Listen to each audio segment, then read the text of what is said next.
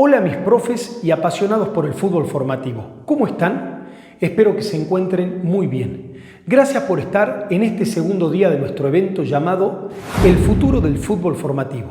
Un evento donde les compartiré mi experiencia y secretos para dar ese salto de calidad en el fútbol base y convertirse en ese mentor que no solo dirige, sino que además enseña e inspira a la próxima generación de jugadores y personas con valores, convirtiéndote así en el entrenador integral que todos los clubes juveniles desean y necesitan tener.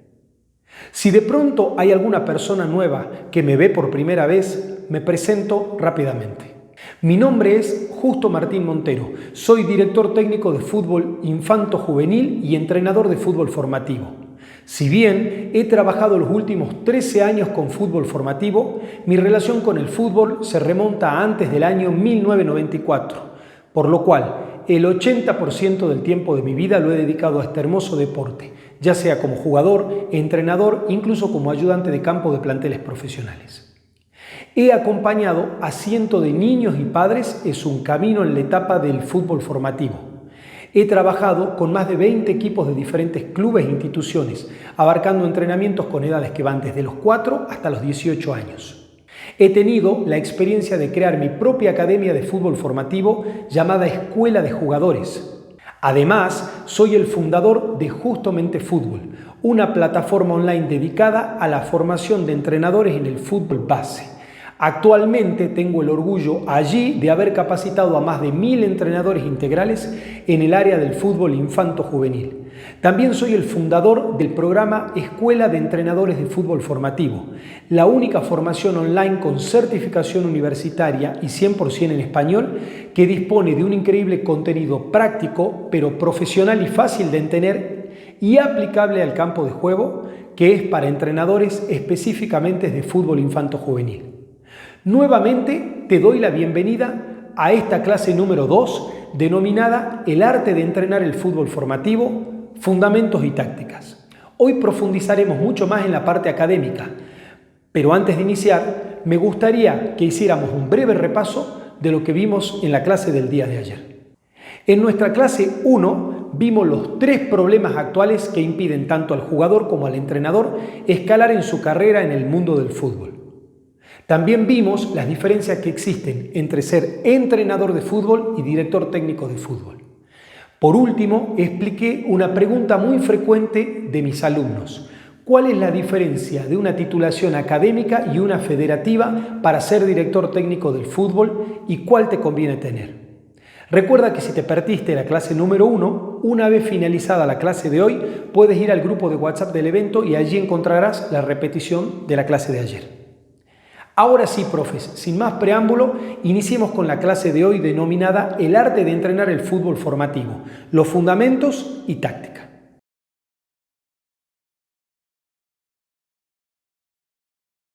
Bueno, profes, ¿cómo están? Ya estamos aquí en la parte académica de la clase.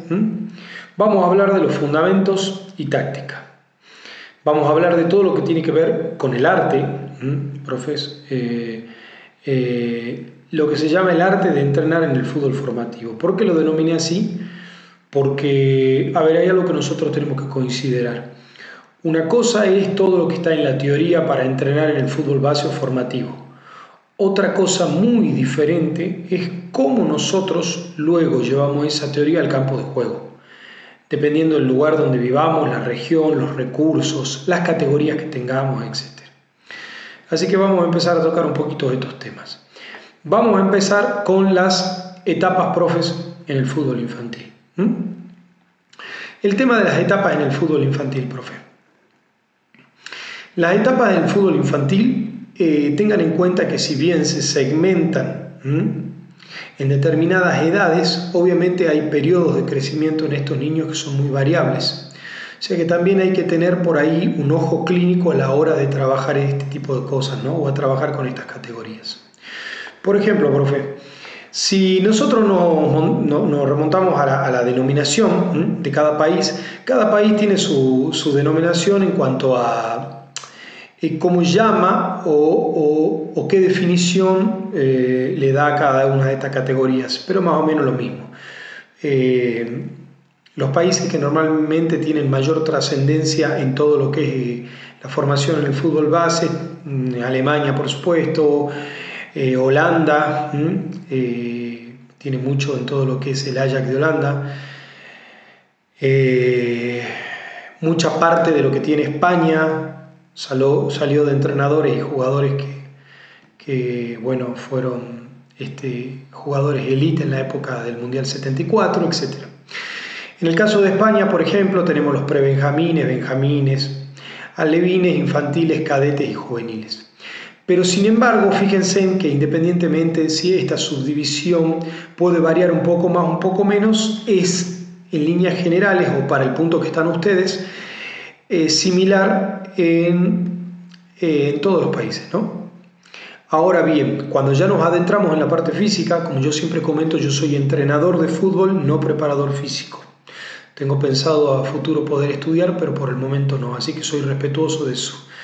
Recuerden que todo lo que vemos acá está directamente enfocado en algo básico, algo que podemos enseñar, pero algo básico profesional, no algo básico muy por arriba, sino algo básico pero realmente profesional.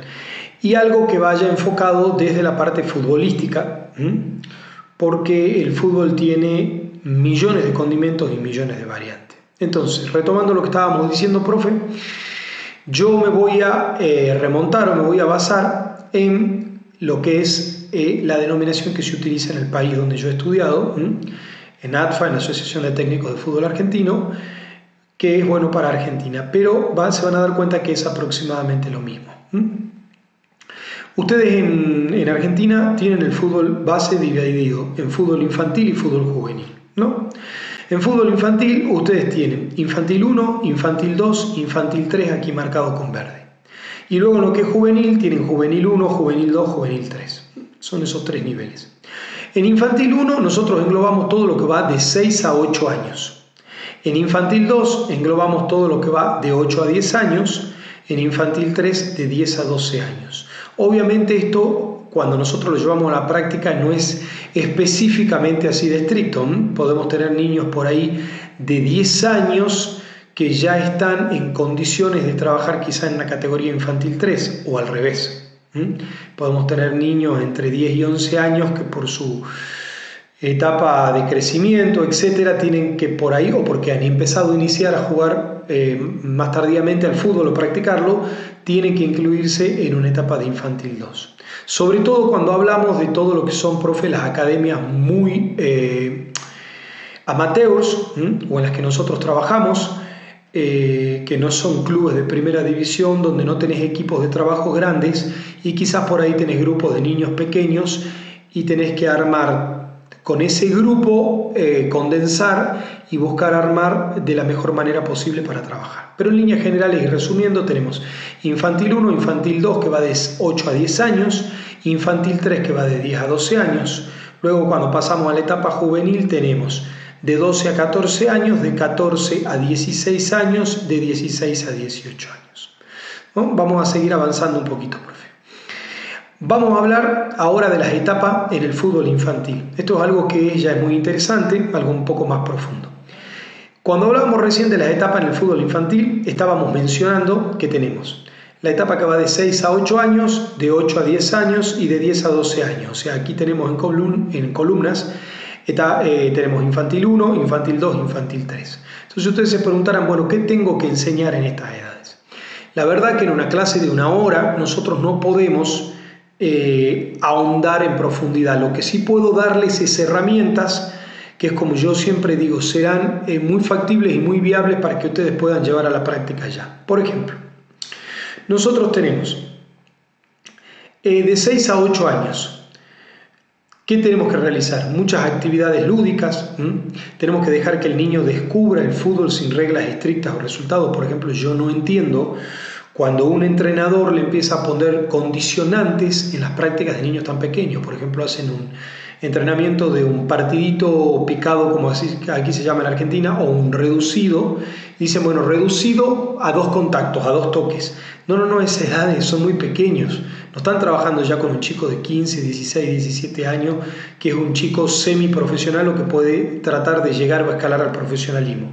Estamos hablando, profes, Estamos hablando aquí de niños pequeños.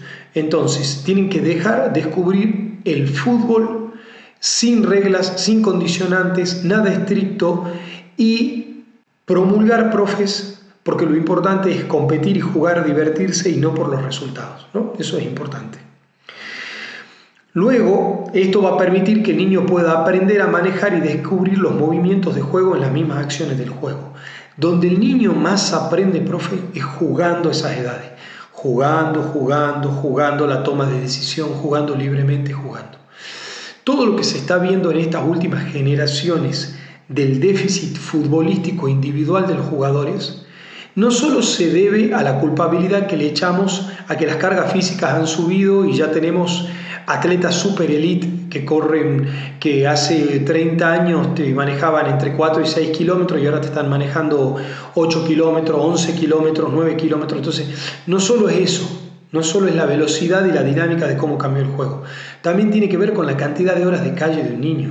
A ver ustedes, por eso en las villas, en los lugares pobres, siguen apareciendo los mejores jugadores, porque tienen 8 horas, 9 horas por día jugando al fútbol en la calle, en el barrio, en la escuela, en el colegio, con los amigos, con niños más grandes, donde se golpean, donde aprenden las picardías del fútbol, donde descubren los secretos del puesto de fútbol, que ya lo vamos a hablar más adelante. Entonces, por favor, dejen que los movimientos, dejen que el niño descubra el fútbol a través de la diversión y la toma de decisión por sí mismo, que el mismo partido de fútbol, el mismo encuentro de fútbol le va a empezar a presentar de a poco las dificultades que ellos van a entender que van a tener que aprender, entender, captar y resolver por sí mismos a estas edades, ¿no?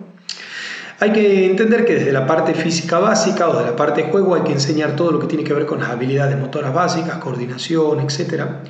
Tienen que entender que los niños tienen atención limitada, por esto no es aconsejable a los niños de entre 6 a 8 años sentarlos antes del entrenamiento y darle una charla larga porque pierden la motivación extrínseca e intrínseca, pierden la motivación de ir a tu misma academia, te podés quedar sin alumnos.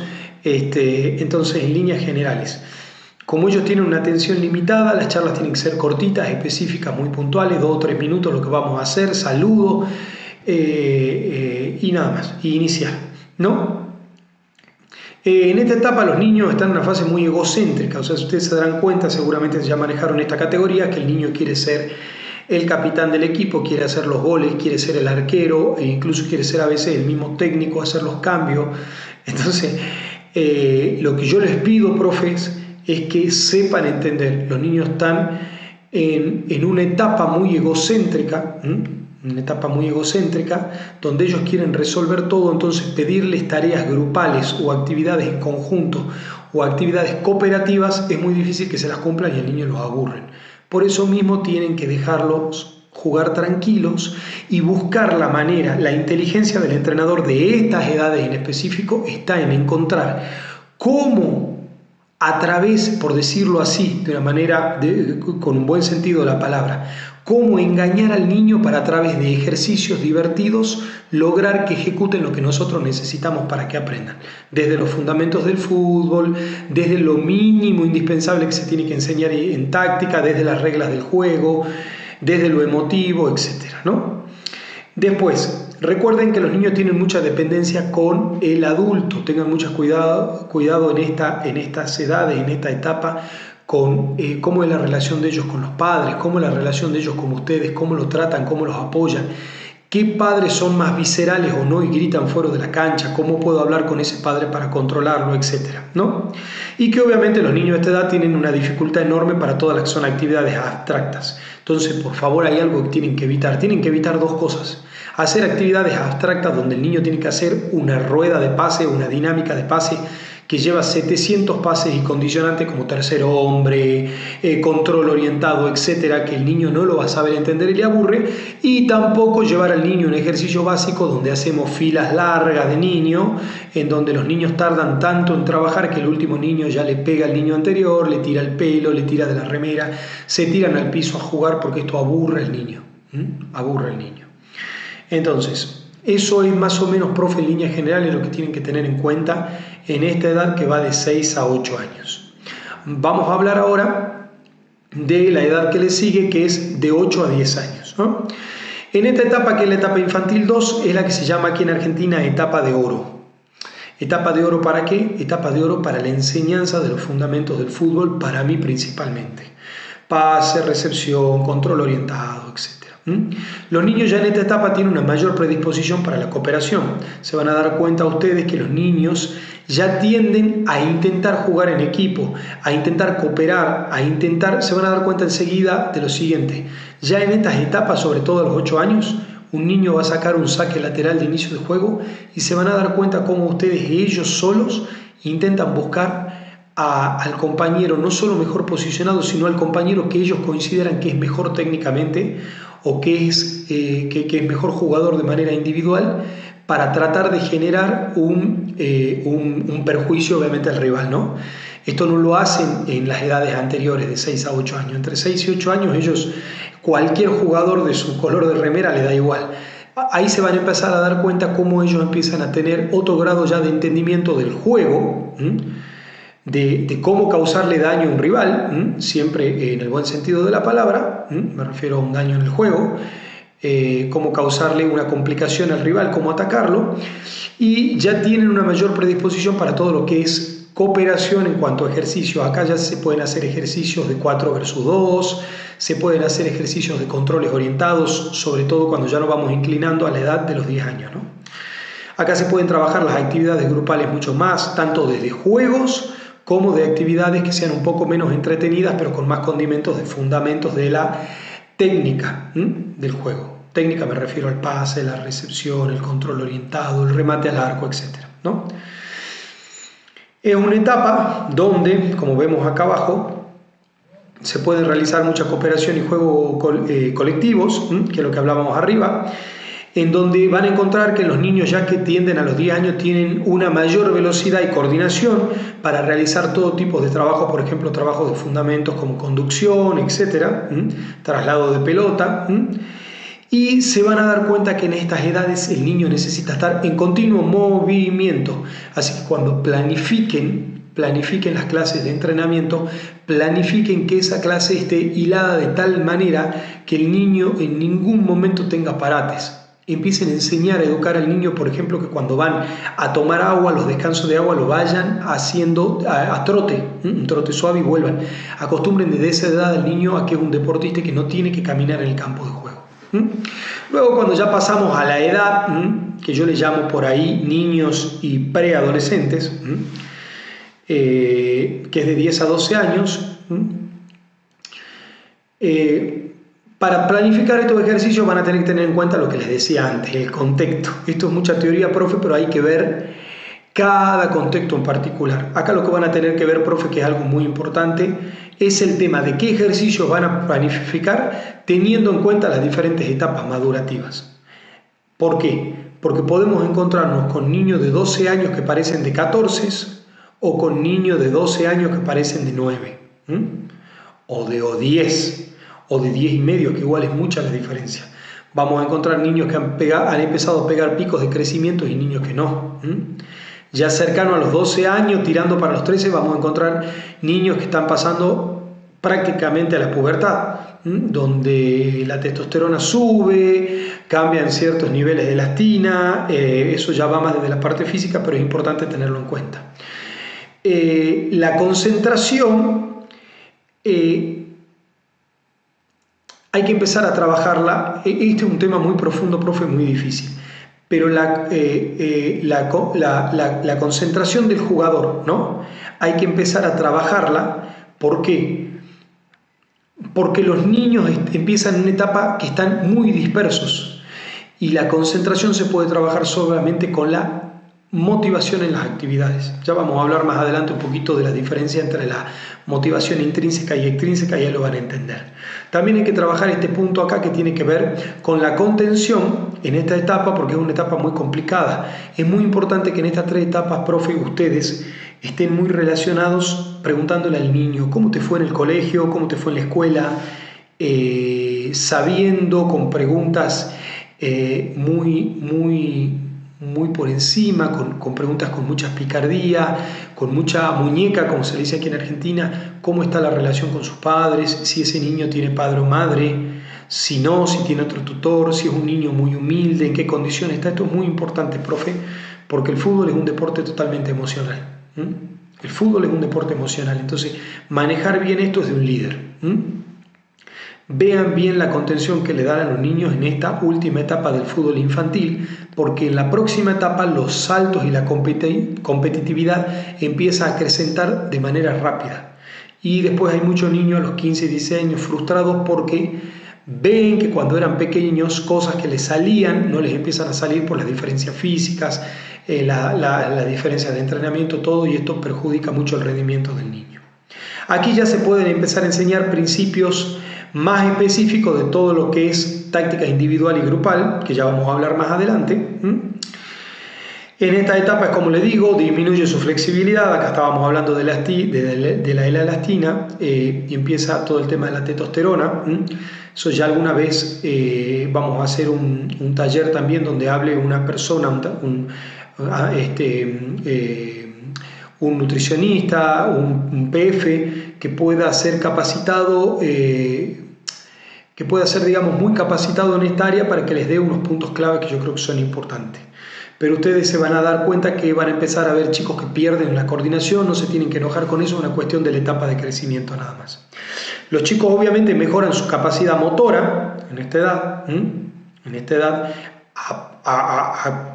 en comparación con las edades anteriores, con las categorías anteriores, me refiero a infantil 1, infantil 2, y también empieza a haber una autonomía intelectual. Ya el niño empieza, se van a dar cuenta, a decidir y a tomar propias decisiones por sí mismo dentro del campo de juego, lo cual es bueno siempre y cuando, porque acá hay una discusión muy amplia, nosotros entendamos y veamos y sepamos segmentar qué tipo de niño o con qué tipo de jugador estamos trabajando. Tengan en cuenta que los niños de estas generaciones están muy influidos por la televisión, internet, periodismo, etcétera, donde ellos ven una imagen donde Cristiano Ronaldo o Messi conducen pelota continuamente gambeteando 2 o 3 rivales y creen que eso es lo único del fútbol. Y de esa manera el niño sigue trabajando en una fase muy egocéntrica, queriendo ser la palabra no es líder, queriendo ser el centro de atención, cuando inculcar eso en un deporte que para mí es totalmente grupal no es bueno. Y eso es misión de los entrenadores de la nueva generación, que tenemos que hacer entender al niño que independientemente de que hay niños que son técnicamente los mejores y hacen la diferencia ofensivo, y otros que son técnicamente, tienen una técnica más reducida o quizás no son tan buenos jugadores, todos cumplen una función individual y grupal que permite al equipo llegar a un objetivo, estipulado, ¿no? Entonces, si bien ellos hay que dejarlos que trabajen en toda esta categoría con esa autonomía intelectual, con esa toma de decisión, hay que hacer esa toma de decisión, que es un desorden de la variabilidad del fútbol, tiene que estar encuadrada dentro de un orden que está relacionado con el método de entrenamiento que tenemos. Así que bueno, profe, en la próxima diapositiva ahora vamos a pasar a todo lo que tiene que ver con el fútbol juvenil. Bueno, profe, como le habían prometido, ahora vamos a hablar aquí un poquito de las etapas en el fútbol juvenil. En las etapas en el fútbol juvenil, profe, al igual que la infantil, tenemos 3 etapas. La etapa juvenil 1, juvenil 2 y juvenil 3.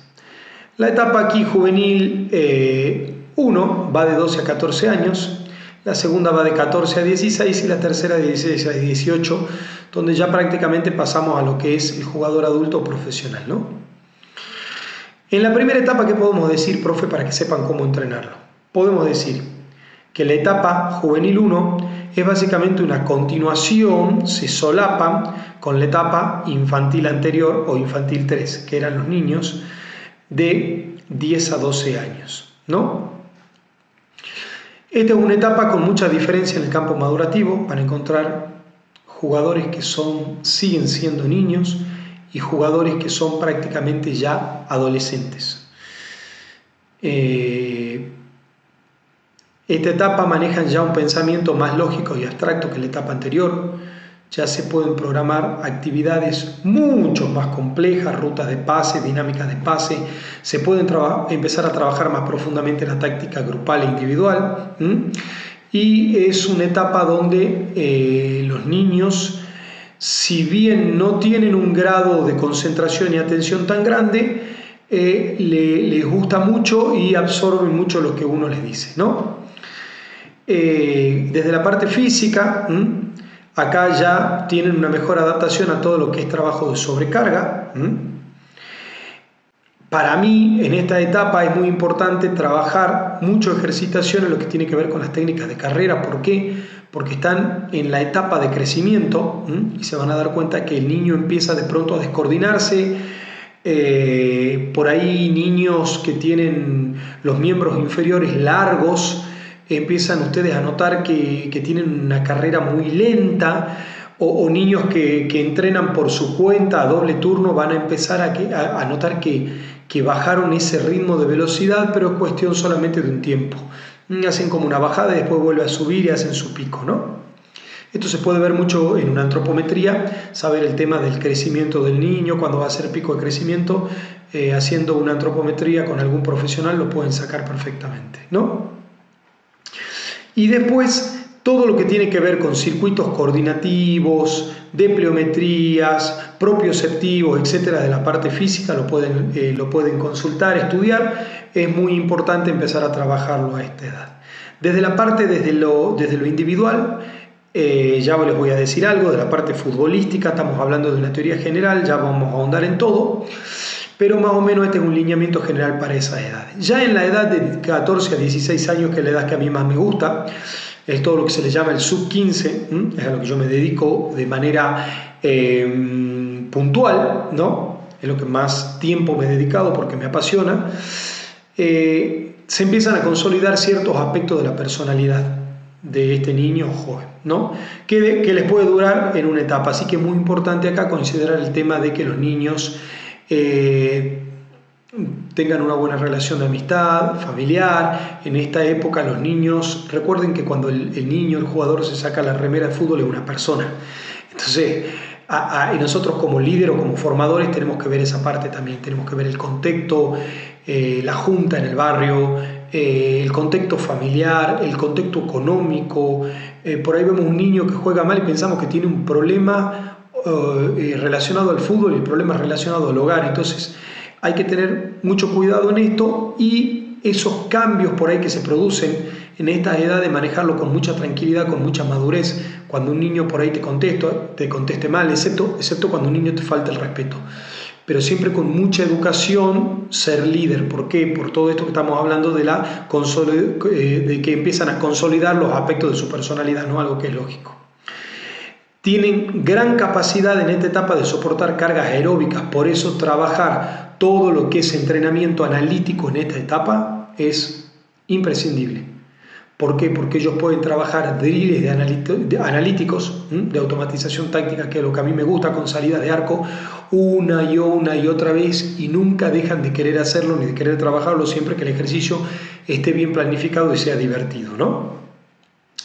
Tienen gran capacidad también de soportar cargas anaeróbicas, obviamente por la edad. Por eso aquí la parte de la preparación física y la nutrición, la nutrición y la preparación física. La nutrición y el descanso son indispensables en toda etapa, pero bueno, como estamos hablando de algo muy base, amateur, con pocos recursos, esta es una edad muy importante para tenerla en cuenta, así como la edad infantil, la etapa de oro de 6 a 8 años, ¿no? También es muy importante. Después se empiezan a trabajar estímulos con relación a la fuerza explosiva y la fuerza resistencia. Eso es de la parte física. Como yo les dije, soy muy respetuoso de eso porque mis conocimientos son mínimos, pero esto es para que más o menos ustedes tengan una idea, un parámetro para saber por dónde iniciar o por dónde encaminarse hacia el conocimiento que quieren tener. Y es muy importante acentuar todos los ejercicios de la zona core, ¿no? Zona core es la zona media, ¿no? Zona del abdomen, etcétera, centro de gravedad. En fin, después cuando pasamos de 16 a 18 años, en la etapa del fin, de todo lo que es juvenil, ya pasan a ser jugadores adultos. Ya hay aspectos de jugadores prácticamente de 17 y 18 años que están totalmente desarrollados en esa edad, se puede empezar a trabajar prácticamente como un adulto y las competencias ya son exigentes totalmente, incluso aunque sea amateur, el campeonato o la competencia que tengamos. Entonces empiezan a ser tan exigentes que ya prácticamente hay que entrenarlos y tratarlos como a jugadores prácticamente adultos, ¿no? Acá se trabaja mucho lo que tiene que ver con todo lo que tiene que ver con fuerza. La fuerza máxima ya está bien desarrollada, ejercitaciones de fuerza explosiva y entrenamientos con sobrecarga, como se trabaja prácticamente ya en un adulto, ¿no? Ahora ustedes seguramente me van a preguntar, profe, bueno, en las etapas tanto de niño como de jóvenes, ¿qué consejo les puedo dar yo? Los primeros consejos que les puedo dar, profe, es que ustedes por un lado tienen que formar, para que puedan jugar en cualquier equipo y por otro lado tienen que formar con su modelo de juego. Y esas dos cosas las tienen que hacer en una misma semana. Y en esa misma semana no le van todos los niños a entrenar. Entonces, ¿qué recomendaciones les doy yo cuando estamos hablando de categorías infantiles? Les doy la recomendación de, cuando son muy pequeños, trabajen mucho lo que es lúdico, lo que es divertido y dejen al niño entender y jugar el juego a su propia manera e intenten corregirle lo mínimo indispensable y que el niño aprenda y se divierta. Siempre al finalizar el entrenamiento realicen un partidito de fútbol pequeño, mini, de 15 minutos, 20 minutos para que los niños no se aburran y sigan yendo a tomar clases con ustedes. Ya a los 8 años trabajen y acentúense mucho los fundamentos del fútbol, que ya lo vamos a ver más adelante: pase, recepción, control orientado. Hagan a través de juegos divertidos muchos fundamentos de lo que tiene que ver con la técnica en el fútbol. Ya en la etapa infantil 3 y juvenil 1, que son continuaciones que están ligadas, ya se puede trabajar todo lo que tiene que ver con la enseñanza de la táctica individual, que ahí van a entrar los secretos del puesto que más adelante se los voy a mencionar ya en la próxima clase, y trabajen también la táctica grupal. Ya vamos a ver cómo y de qué manera. Lo que pasa es que no se puede enseñar todo en una hora. ¿Cómo y de qué manera? Ya en todo lo que tiene que ver 14 a 16 años, nosotros sí, ahí tenemos que trabajar todo lo que va desde la táctica grupal, ya involucrarnos en la parte física del jugador y desde la parte de cómo se arma un esquema de semana, ya como si fuera un jugador semiprofesional, exigiéndole y dividiendo muy claramente todo lo que es el trabajo funcional o global del trabajo analítico, ¿no? Esa es una edad espectacular porque los niños a los 15 años absorben lo que uno le enseña como una esponja, ¿no? Y después de 16 a 18 años, profe, ya básicamente lo que estamos haciendo es traspolar lo que se enseñó antes a todo lo que tiene que ver con situaciones reales de juego. De esa manera es la manera más básica y más simple que se puede explicar cómo trabajar en cada una de las categorías de estas edades. Bueno, profes, ahora vamos a hablar de los fundamentos del fútbol. Y bueno, vamos a empezar con los fundamentos. Cuando hablamos de los fundamentos del fútbol me estoy refiriendo a los fundamentos técnicos del fútbol aplicados al fútbol obviamente infanto-juvenil o fútbol base, fútbol formativo. Acá en cuanto a los fundamentos del fútbol, profe, hay algo que tenemos que tener muy en claro, ¿no? Los fundamentos del fútbol en realidad, en líneas generales, aunque hay por ahí cierta bibliografía que puede tener una leve discusión, pero para lo que ustedes trabajan les va a ser de gran utilidad, son 5. Tenemos la recepción, el pase, la conducción, el remate y la gambeta. Ya van a entender por qué aquí les estoy mostrando 4.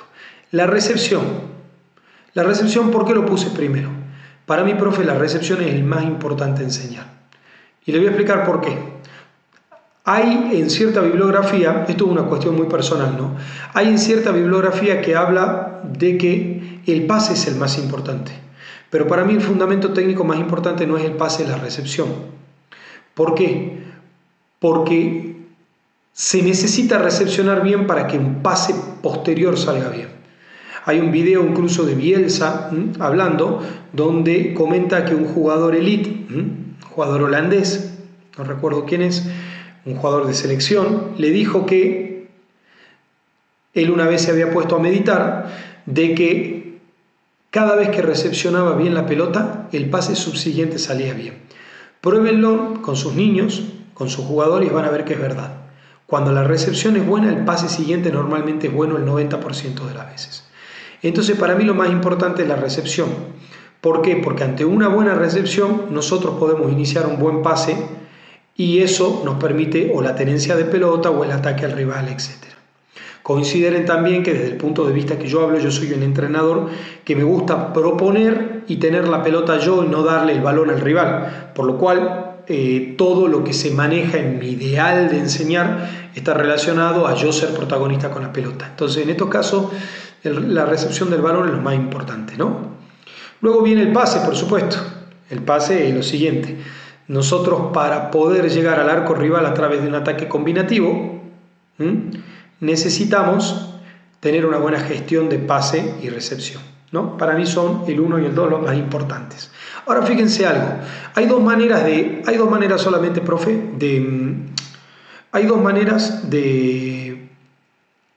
hablando genéricamente hay dos maneras, esto es lo que le quería decir, de llegar al arco rival. Una es el ataque combinativo. El ataque combinativo básicamente nos vamos dando pases desde el arco, desde un inicio de juego, y llegamos en una combinación de pases a atacar al rival. La otra es el ataque directo, que es básicamente lanzar desde nuestro arquero por arriba y que nuestro saltear líneas y que nuestro delantero reciba las pelotas. En ambos casos, los jugadores necesitan ser unos excelentes jugadores en la recepción y en el pase. ¿Ustedes creen que un delantero que recibe un lanzamiento de 40, 50, 60 metros no tiene que saber una buena recepción para controlar la pelota? ¿No creen que es importante que si sabe recepcionar bien las pelotas aéreas o largas puede generar una situación de riesgo? ¿Creen que es lo mismo que recepcione una pelota y la pelota, cuando él la recepciona, la para, la pelota caiga a 2 metros que caiga a 50 centímetros de él? Miren la importancia. Del pase es lo mismo, porque luego de una recepción hay un pase subsiguiente. El tema de la conducción es algo también muy importante. Hay momentos del juego donde el jugador por situaciones debe conducir.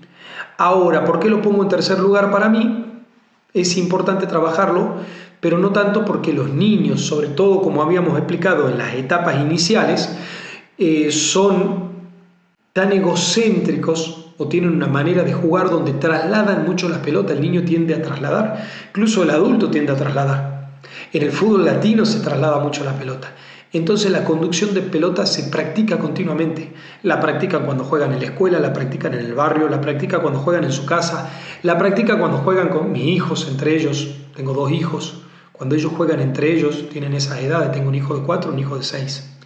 Cuando ellos juegan entre ellos, trasladan la pelota continuamente. Cuando uno juega o juegan entre ellos dos, se dan pocos pases, trasladan mucho la pelota. Si bien hay que enseñarles esto de manera grupal, lo que quiero decir para que se entienda es que la conducción se trabaja mucho. Entonces, por eso la puse en tercer lugar, lo cual no quiere decir que no sea importante, sino que la recepción y el pase, tengan en cuenta lo siguiente, profe, cuando nosotros empecemos a trabajar con los pocos recursos que tenemos y el poco tiempo que tenemos, el tiempo es reducido. Entonces nosotros tenemos que abocar la mayor cantidad de tiempo que tenemos a lo que creemos más importante. No se puede entrenar todo. Y en esos casos para mí lo más importante es el pase y la recepción, sin duda. Y el remate lo puse en cuarto lugar, no porque no sea el más importante, es importantísimo porque la finalidad del juego es convertir. Y para nosotros convertir en el arco rival tenemos que aprender a rematar. Ahora lo que pasa es que ustedes se darán cuenta que a los niños les encanta patear al arco, incluso más que conducir la pelota. Así que por ello mismo, en el barrio, entre 2 amigos, en un arco de la plaza, y en el entrenamiento con ustedes van a trabajar remate, así que es algo que se puede pueden trabajar más ellos sin ustedes. Lo que ustedes tienen que ir es enseñándoles partes teóricas, como por ejemplo las maneras de golpear el balón, para que ellos puedan traspolar eso cuando no estén con ustedes y llevarlo a cabo y ponerlo en práctica. Hablemos del tema de la recepción. Vamos a hablar del tema de la recepción, profe. Para hablar de los fundamentos técnicos y de todo esto que estuvimos hablando, profe, tenemos que tener en cuenta las 5 formas que existen de golpear la pelota. La pelota se puede golpear con la cara interna del pie, con el empeine, con la cara externa del pie, con el talón y con la punta del pie. Existe una exacta manera de golpear la pelota que es con la planta del pie, con la parte de abajo, pero yo no la tomo, está en las bibliografías, pero yo por ahí no la tomo ni la enseño. ¿Por qué? Porque básicamente esa situación de golpear la pelota normalmente puede generar una falta, una amonestación, expulsión. Entonces trato de que el niño evite aprenderla, aunque no es un mal recurso. Además, he descubierto con los años que cuando se le enseña al niño o se le hace hacer ciertos ejercicios para que trabaje en eso, que es algo muy aislado, el niño tiende más a detener cuando le dan un pase la pelota pisándola en vez de parándola con la cara interna del pie. ¿Se entiende, no? Lo cual es un problema gravísimo, ¿no? Algo que es un mal hábito que hay que erradicar desde pequeños. Entonces, en cuanto a la recepción, ¿qué les recomiendo yo, profe? Sí, la recepción se puede hacer con el pecho, con el muslo, con todo, pero si tienen poco tiempo, trabajen pase y recepción con cara interna. Enseñen al niño a recepcionar con las dos piernas, cara interna, y muchas repeticiones de eso. En cuanto al pase, enseñen al niño, profe, a que aprenda a dar pases con cara interna del pie y con empeine. Es importante que les enseñen a los niños ya a la edad de 8 o 10 años a trabajar pase con empeine con ambas piernas. Ya luego les voy a explicar por qué el pase con empeine tiene, si nosotros logramos que los niños aprendan en los fundamentos un pase con empeine del pie con mayor precisión, nosotros en un pase de empeine el balón va a mucha más velocidad y eso hace que se pueda hacer rupturas de líneas, ¿no? Que ya lo vamos a hablar a futuro en táctica. ¿A qué me refiero? Pero se pueden romper líneas con pases rápidos entre líneas jugadores rivales, ¿no? Ya hemos hablado ahí de recepción y de pase. ¿Qué tipo de trabajo se pueden hacer? Ya los vamos a mostrar más adelante. Y después, profe, el tema de la conducción. ¿Cómo trabajamos conducción que no se trabaja normalmente en los partidos? Poniendo condicionantes aquí sí específicos. Por ejemplo, conducción en zigzag, conducción estilo slalom, conducción en línea recta, conducción en línea recta y volviendo hacia atrás, mirando hacia nuestro compañero, para que el jugador aprenda a retroceder con pelotas si la situación lo amerita. Conducción y giro para un lado, conducción y giro para el otro para trabajar los ojos hábiles del jugador, para trabajar el ojo hábil del jugador. Y por último, el tema del remate. El tema del remate es importante enseñarle a trabajar remate con empeine, remate con cara interna. El remate con cara interna, profe, tiene una mucha mayor precisión y mucha menor fuerza, pero es importante trabajarlo. Y el remate con empeine tiene menor precisión, pero tiene una mayor fortaleza en cuanto al disparo. Eso es en líneas generales para que ustedes sepan. Y ahora vamos a pasar a algo más. Ustedes me dirán, y bueno, ¿y la gambeta? Me dirán, ¿y la gambeta? ¿Cuándo se enseña? ¿Cómo se enseña?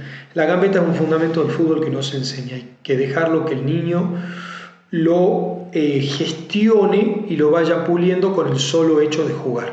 ¿Me entienden, profes? Esa es la verdad.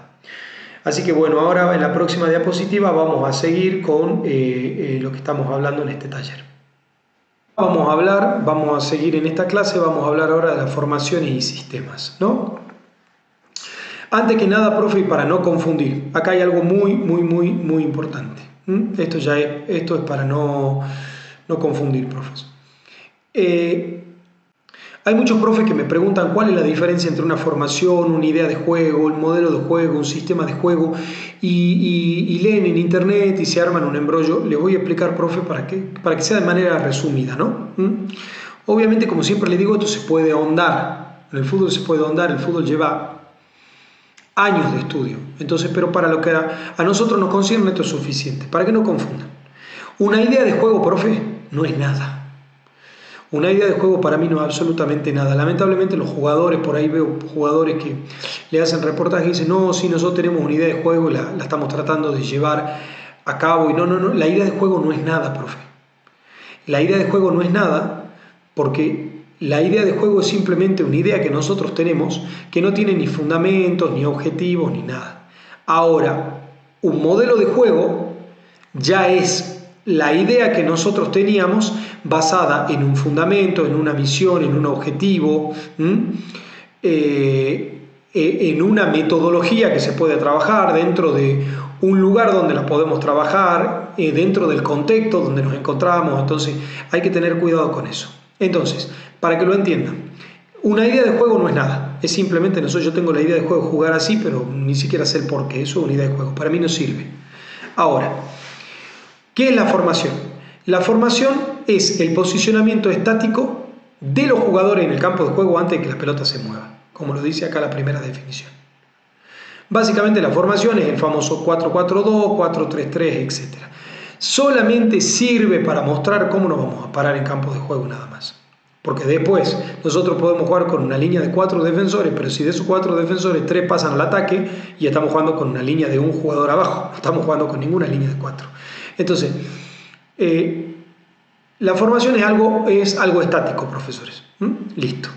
Ahora, ¿cuál es la diferencia entre un modelo y sistema de juego? Que eso sí es más complicado.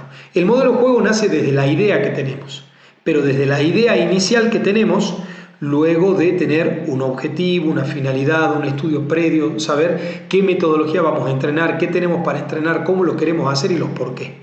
Entonces ahí tenemos un modelo de juego. El modelo de juego es esa idea teórica que tenemos y el sistema de juego es esa idea teórica pero materializada, o sea, el sistema de juego es lo más importante. Cómo agarramos esa idea y la traspolamos y logramos que sea visible en campo de juego. ¿Perfecto? Entonces ahí está muy sencillo, profe. La idea de juego para mí no es nada, es una idea. El modelo de juego es la idea teórica basada en fundamentos, objetivos, nuestro conocimiento, nuestras ideas de juego, nuestros gustos, etc. Y el modelo de juego, basado en un modelo de juego. Y el sistema de juego es ese modelo de juego materializado en la realidad, mientras que la formación simplemente es una denominación numérica de cómo van a estar parados o formados los jugadores en el campo de juego. Nada más, profe. Ahí se entendió, creo que bastante bien, ¿no? Entonces, ya conociendo esto, profe, vamos a hablar de qué formaciones y sistemas tenemos que enseñar en los que a nosotros nos concierne, que es el fútbol base, fútbol infanto-juvenil.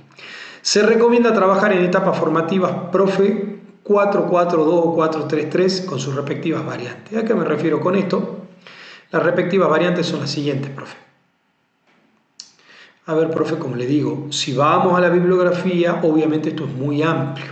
Por ejemplo, trabajamos una formación 4-4-2 que le enseñamos al niño. Bueno, cuando le enseñamos una basculación en esa formación, le enseñamos que depende de donde esté la pelota del rival, es a donde tiene que estar nuestro centro delantero, entonces en línea ese centro delantero tiene que estar uno de nuestros centrales, etcétera, etcétera, etcétera. Pero eso ya, profe, cuando queremos ahondar mucho. En el fútbol base, donde estamos trabajando nosotros en clubes o academias amateur o semiprofesionales, simplemente esto. Conceptos a tener en cuenta. Trabaja en 4-4-2, trabaja en 4-3-3. ¿Por qué motivo principal? Sencillo, profe. Hablemos de la línea de defensores. En la línea de defensores, profes, profes, no podemos jugar con menos de 4 jugadores, porque por la edad que tienen, excepto jueguen en campos muy reducidos, entre 3 jugadores, si los niños que tenemos ya empiezan a jugar fútbol en cancha de 11, 3 niños es muy complejo que puedan cubrir ese espacio. Aparte, hay otra contrapartida. Cuando esos niños juegan en sus barrios, como la formación más básica, más simple, más conocida, el 4-4-2, ya están totalmente adaptados a esa formación, entonces es mucho menos lo que hay que enseñarles y se los confunde menos. Segundo, ¿por qué jugamos con 4 jugadores en el medio? Por la misma situación. ¿Y por qué jugamos con 2 delanteros arriba? Para que los delanteros aprendan a moverse o a bascular buscando la pelota en el sector donde están, ¿no? En líneas generales, profe, ¿qué tenemos que tener en cuenta y a qué me refiero con sus variantes? ¿Qué son las variantes? Que podemos jugar con 4 defensores, que podemos jugar con 2 defensores que marquen de manera zonal, o que podemos jugar con un stopper y un líbero, o sea, uno de los jugadores que vaya sobre la marca, ya lo vamos a intentar ver en la pizarra, y otro jugador que quede libre o sobre, que nuestro es líbero, como se jugaba antes. Uno hace marca personal con el centro delantero del otro equipo, el otro sobra. Ahora, en el medio campo, normalmente ese 4-4-2 le llaman 4 3-1-2, por decir que ese 1 es el enganche o el enlace. Pero es absolutamente lo mismo, profesor. Básicamente tenemos dos mediocampistas que van por las zonas exteriores de la cancha, que se les llaman volantes, carrileros, extremos si es que juegan más abierto, y dos centros mediocampistas que pueden jugar en un posicionamiento así o así como los defensores, exactamente lo mismo. Básicamente pueden utilizar esas dos variantes. Yo recomiendo, aunque no me gusta jugar con enganche, yo creo que por muchos motivos personales se enseña mucho a trabajar con un enganche en etapa formativa o de fútbol base. Y dos delanteros pueden ser con un centro delantero y un delantero que se mueva como punta, o con dos delanteros que se muevan y vayan basculando, ¿no? En el 4-3-3, que es una para mí de las mejores formaciones, básicamente se juegan con tres mediocampistas, con un centro mediocampista que es totalmente defensivo y un delantero de área y dos wings, ¿no? Y se juega obviamente con dos defensores laterales y dos defensores centrales. Ahora, muy bien, cuando por ahí vean, profes, que en las formaciones le ponen 1-4-4-2, es la misma formación, lo único que le están diciendo que ese 1 que ponen adelante es obviamente el arquero, que no lo estamos teniendo en cuenta acá, porque si suman, obviamente en el 4-4-2 estamos hablando de que tenemos 10 jugadores, nos estaría faltando uno, ¿no? Entonces eso es lo básico, profe, que tienen que saber de esto, ¿no? De qué formaciones trabajar. Y aquí más o menos lo podemos ver, ¿no? Aquí en cancha lo podemos ver, tienen el arquero, 4 defensores, acá están los 4 mediocampistas con el enganche que llamamos o el enlace, y acá tenemos los dos delanteros. Fíjense que ninguno está trabajando como un centro delantero, sino están trabajando como una dupla de delanteros, ¿no? Y luego acá, esta es una formación ya de 4-3-3, donde jugamos con 3 mediocampistas, 2 extremos o 2 delanteros wings o puntas y un centro delantero. Bueno, profe, aquí vamos a entrar en un mundo ya apasionante, que es básicamente la táctica. Vamos a hablar tanto de táctica individual como de táctica grupal en nuestra parte académica de hoy, ¿no? Para poder hablar de táctica individual, profe, o de táctica grupal, tenemos que saber qué es la táctica. Profe, hay miles de bibliografía y definiciones que derivan o derivadas de qué es la táctica en el fútbol, ¿no? Pero básicamente, profe, acá podemos leer dos, miren, les voy a leer dos que seleccioné. Dice que ¿qué es la táctica? Son todas aquellas acciones, tanto de ataque como de defensa, para que durante el desarrollo del partido combatir o contrarrestar el equipo contrario. Esa es una frase que sale en bibliografía, pero que a mí no me agrada en absoluto, porque yo no quiero combatir ni contrarrestar nada. Yo lo que quiero es generarle dificultad al rival. Pero bueno, es, digamos, una definición que en la bibliografía está. La segunda dice, es un plan, una estrategia que se utiliza para alcanzar un objetivo específico durante el juego. Implica coordinar movimientos y decisiones para superar al equipo contrario. Esta segunda definición es para mí mucho más acertada, pero básicamente eso es la táctica. La táctica es básicamente, no es el plan en sí, ¿no? No es el plan, ni la estrategia. La táctica para mí nace de ese plan o estrategia que tenemos y son las acciones que deben realizar de manera individual y grupal los jugadores para generar los espacios disponibles tanto en ataque, para atacar en espacios amplios y poder defender en espacios reducidos. La táctica es esas acciones y movimientos que hacemos con y sin pelota para lograr llegar a un objetivo X. Obviamente ese objetivo X va a derivar en un objetivo final que es convertir en el arco rival goles para así poder ganar la competencia o el partido, ¿no? Así que bueno, pasamos a lo siguiente, profe. Vamos a hablar ahora de táctica individual, ¿no? Son las acciones que un jugador debe realizar de forma individual para superar al adversario. Esa es una definición muy cruda de táctica individual, pero es así. Son las acciones que un jugador debe realizar de forma individual, estamos hablando de táctica individual, para superar al adversario. Ahora, ¿qué tenemos que tener en cuenta aquí, profes, con respecto a la táctica individual, que es muy importante? Lo primero es que el jugador aprenda, comprenda y entienda la lógica del juego. Profe, yo siempre cuando hablo de táctica, en general y de táctica individual, tengan en cuenta que si bien acá la estamos separando para que ustedes entiendan cómo trabajarlas o entrenarlas, siempre están íntimamente ligadas, ¿no? Algo lógico, no se puede separar totalmente una de otra, ¿no? Entonces, ¿qué es lo que pasa? Nosotros necesitamos que el jugador o niño aprenda de táctica individual, que la comprenda, que no es lo mismo. Tiene que aprender y comprender, y que entienda la lógica del juego, que es algo que quizás ustedes dirán, no, profe, muy obvio, pero no. Hoy usted agarra a un chico de 17 años y no comprende ni entiende la lógica del juego del fútbol. No. Juegan de manera innata. Juegan solo por sensación o emoción. No comprenden. ¿Se entiende o no? No comprenden. Es imposible no comprender la táctica del fútbol porque, profe, hay algo muy sencillo. Si usted no comprender el juego, las reglas del juego, es básicamente como querer jugar al ajedrez sin conocer las reglas. En el punto 2, profe, buscamos que el jugador sea competitivo, tanto conociendo sus funciones competitivas como que obviamente gane el mayor porcentaje de duelos. A ver, profes, sin duda el fútbol es un deporte de duelo, 1 versus 1. Si cada jugador de nosotros es superior cuando ataca al jugador que lo enfrenta posicionalmente y es superior en la cantidad de acciones cuando defiende con el jugador que se enfrenta del otro equipo, es muy probable que nos vaya bien, ¿se entiende? No, eso sin duda. Entonces es un deporte de duelo o que normalmente se producen duelos. Y después el jugador tiene que ser competitivo para nosotros, para el equipo, individualmente ganando el duelo y grupalmente o en sus funciones individuales, pero para con el grupo, conociendo qué debe hacer en cada momento. Y por último, que pueda resolver de la mejor manera las situaciones variables que se le presentan en un partido.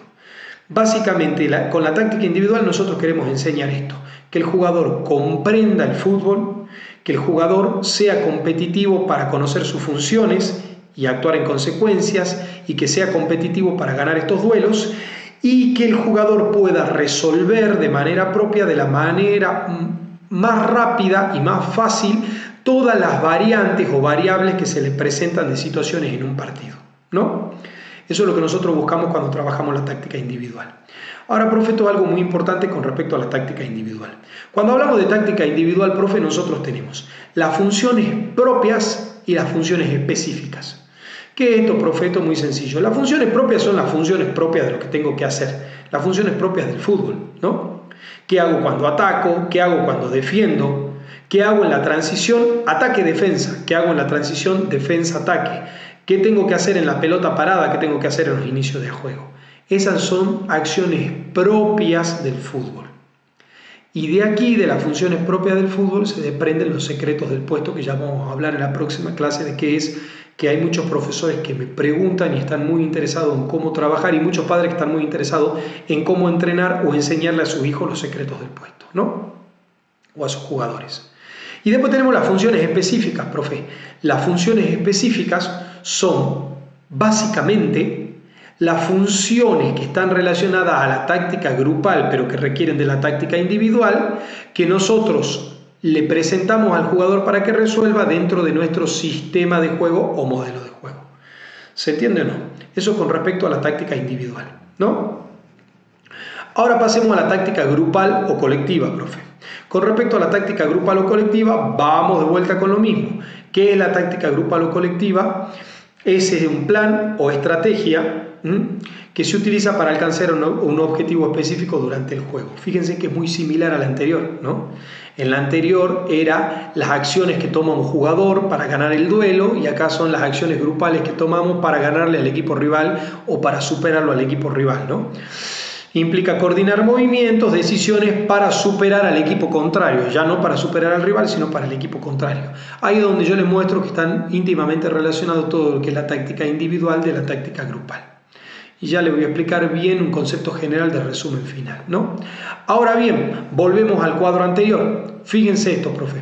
Nosotros, en cuanto a táctica grupal, perdón, voy a salir de acá, tenemos lo mismo. las funciones propias, las específicas. Las específicas, ¿de dónde provienen, profe?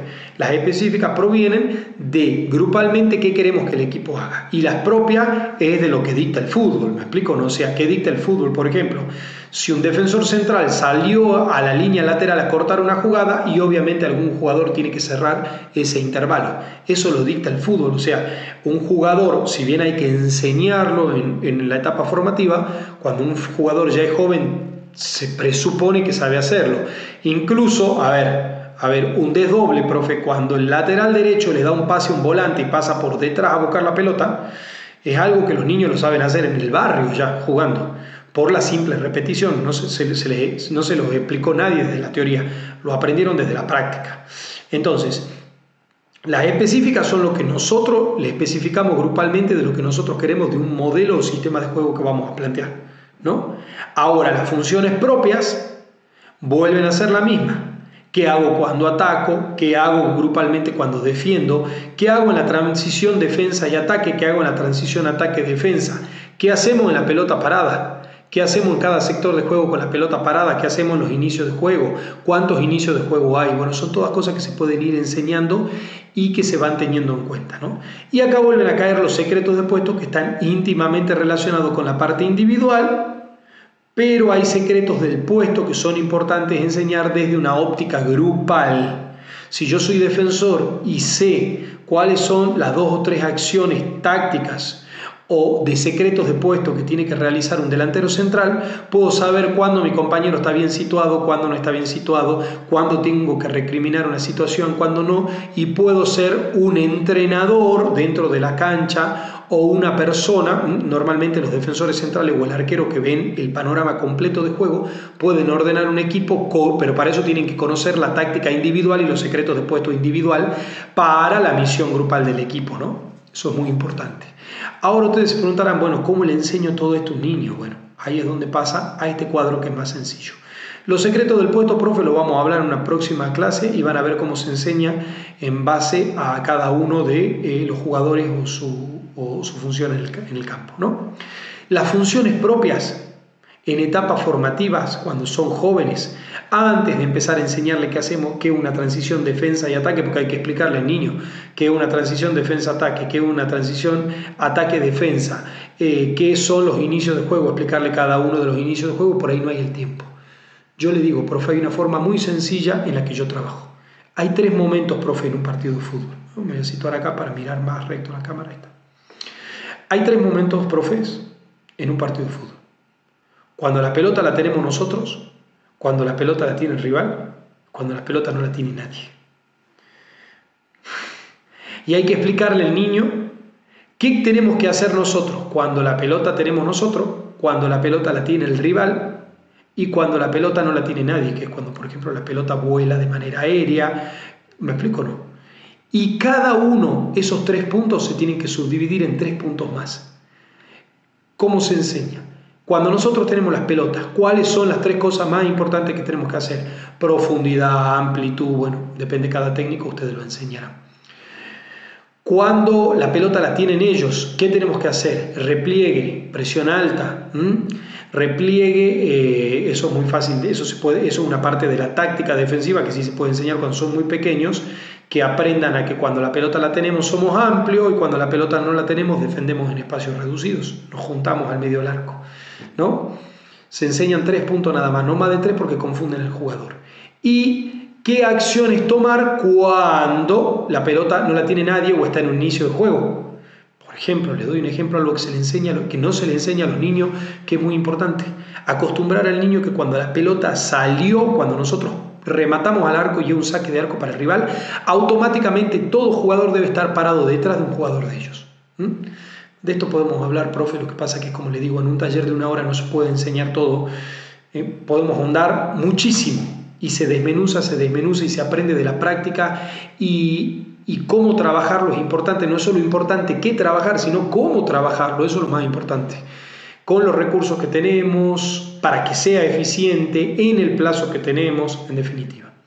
Y después las específicas, que son obviamente lo que le enseñamos al niño o al jugador de qué es lo que nosotros queremos como modelo de juego para lograr un objetivo común, colectivo, grupal.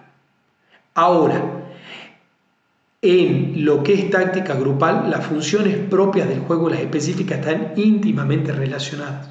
Porque hay un punto donde las funciones propias del fútbol, hasta que no se produce una táctica en desorden, las funciones propias están íntimamente ligadas con las específicas. Si usted tiene un equipo que entrena mucho la táctica, y yo soy un apasionado de la táctica, o sea que no hay nada librado al azar, el jugador siempre sabe que tiene 2 o 3 opciones y tiene que actuar bajo esas 2 o 3 opciones.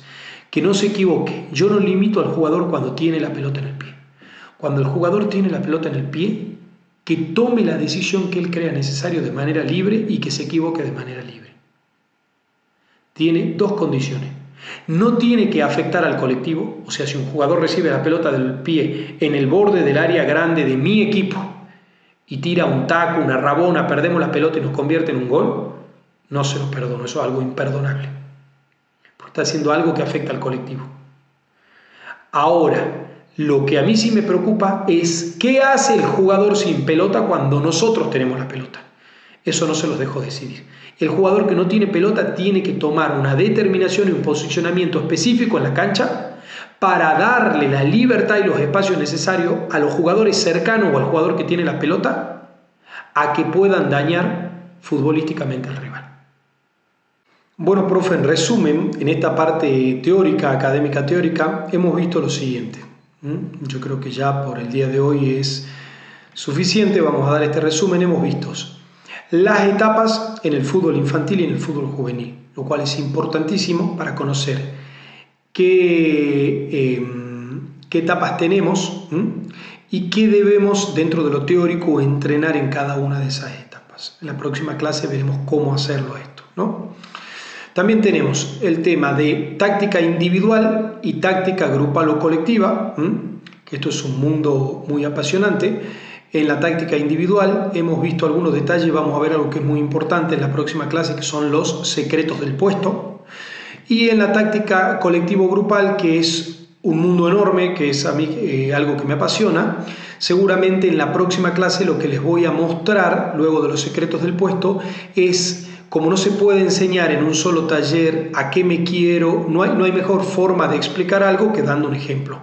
Entonces les voy a mostrar un ejemplo de a qué me refiero con la importancia de trabajar bien una táctica colectiva y grupal para que ustedes vean cómo la pueden trabajar en sus academias, clubes o en sus equipos, ¿no? Por supuesto, dependiendo de la edad y que se puede enseñar a cada edad.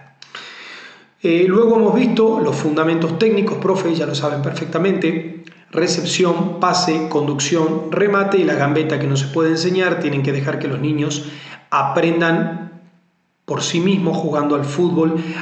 En realidad los niños ya nacen con una forma de gambetear, de driblar. Ahora lo importante es que ustedes los dejen que vayan puliendo esa técnica con el simple hecho de jugar y que dejen que vaya surgiendo el talento en la misma práctica, ¿no? La resolución de problemas en el mismo entrenamiento, en el mismo partido de fútbol. Con respecto a recepción, pase, conducción y remate, ya les voy a mostrar en la próxima clase, cuando pasemos a la parte práctica, cómo suelo yo trabajar en mis equipos con esto. Y por último vimos también el tema de las formaciones y sistemas, así que ya hoy en la parte teórica aprendieron la diferencia entre una formación, un sistema, una idea, un modelo de juego. Todas estas diapositivas que vieron ahora, profe, más las diapositivas que se van a mostrar de la práctica, se las vamos a entregar de regalo en archivo imprimible al finalizar la clase que viene, la clase número 3. Así que bueno, este es el resumen de lo que vimos ahora. Creo que es desde lo académico algo sencillo, que se puede trabajar, que se puede entender con los recursos que ustedes tienen, pero solo esto es la parte teórica. Bueno, de aquí en adelante vamos a empezar a trabajar y ver cómo podemos pasar esto al campo de lo práctico. Hola, soy Alejo Salvatierra y soy categoría 2007. Mi carrera inicia en el Club Atlético Central Norte. Por cuestiones personales no pude seguir las inferiores ahí. Luego me fui probando en varios clubes por 3 años. No me sentía cómodo en las posiciones que me probaban o simplemente no me tenían en cuenta. Así que en el 2021 cambié mi forma de entrenar, de alimentarme y mentalmente. hasta que en el 2022 decidí probarme a Gimnasia y Tiro, el cual es el mejor club de la provincia de Salta. Y ahí fue donde lo conocí al profe Martín Montero. Luego de una semana me dijo que me iba a tener en cuenta y me eligió para su plantel, que tan solo era un proyecto. La verdad que la formación en la cual usa y la forma de salir jugando me pareció innovadora, ya que acá en Salta solamente se juega con la 4-4-2. Él me formó de interno por izquierda, la cual hoy me siento más cómodo y en la que rindo mejor, porque soy zurdo y me encanta la creación de juego. Ese mismo año, por mi disciplina, pude alternar de titular y suplente. Gracias a Dios, el año pasado pude ser titular todo el año. Es hasta el día de hoy que muchas cosas de las que él me enseñó las estoy usando en práctica. Y obvio, siempre voy a estar agradecido con él, porque confió en mí y me enseñó lo que es disciplina y profesionalismo. Bueno, profes, cuéntenme qué les pareció esta clase. Hasta aquí hemos visto etapas formativas infantil y juvenil, fundamentos del fútbol, formaciones y sistemas, táctica individual y táctica grupal. Estos son conceptos importantísimos si queremos dar ese salto de calidad en el fútbol formativo. ¿Por qué? Uno, porque debemos conocer las etapas formativas y qué debemos entrenar en cada edad. Dos, porque debemos reconocer la importancia de los fundamentos técnicos en la etapa formativa y siempre darle prioridad en nuestras sesiones y planificaciones de entrenamientos. Tres, ya en la parte grupal es muy importante conocer qué es una formación, un modelo de juego, qué es un sistema de juego, así como también la táctica grupal, individual y la diferencia entre esta última y los secretos del puesto que veremos en la próxima clase. Profes, el día de mañana será un gran día. Ya para cerrar la sesión de hoy, déjenme contarles cómo está dividida la última sesión de la clase que veremos en el día de mañana. En la primera parte llevaremos a cabo el contenido académico de la clase 3, denominada Planificación Práctica, Semana de Entrenamiento en el Fútbol Base o Fútbol Formativo. Esta es la parte más importante porque mañana les explicaré y les mostraré cómo llevar a práctica todos los conceptos teóricos obtenidos durante estos 2 días. Mañana veremos primero los secretos del puesto, luego la lucha entre lo creativo y la automatización táctica y cómo vincular ambos. Luego también veremos cómo planificar una semana de entrenamiento de manera fácil y rápida para que puedan aplicarlo. Cómo lograr también ser un entrenador de éxito con todas estas herramientas. Lo de mañana es un contenido imperdible y gratuito, que no lo encontrarán en ningún otro lado, profe. Adicional a esto, al finalizar nuestra clase 3, daremos la apertura internacional a la Escuela de Entrenadores de Fútbol Formativo, la única formación con aval universitario que es más que una formación, un mentor en sí mismo, porque te llevaré de la mano brindándote todo lo teórico que necesitas, pero además mostrándote los ejercicios prácticos en video que yo realizo en mis equipos y que he trabajado en mis clubes, para que tú puedas planificarlos y aplicarlos a tu etapa de entrenamiento en tus academias. Y en la clase de mañana, para los que se quedan hasta el final, van a poder acceder a un precio especial y exclusivo de esta formación con aval universitario. Así que si tu propósito es dar ese salto de calidad en el fútbol formativo y convertirte en ese mentor que dirige, enseña e inspira a la próxima generación de jugadores y personas con valores, para convertirse en ese entrenador integral que los clubes juveniles no solo desean, sino que necesitan tener, no puedes faltar a la capacitación y la clase que vamos a dar gratuita el día de mañana. Les agradezco su participación en el día de hoy y nos vemos sin falta en la clase de mañana. Chau, chau, profe, que estén muy bien.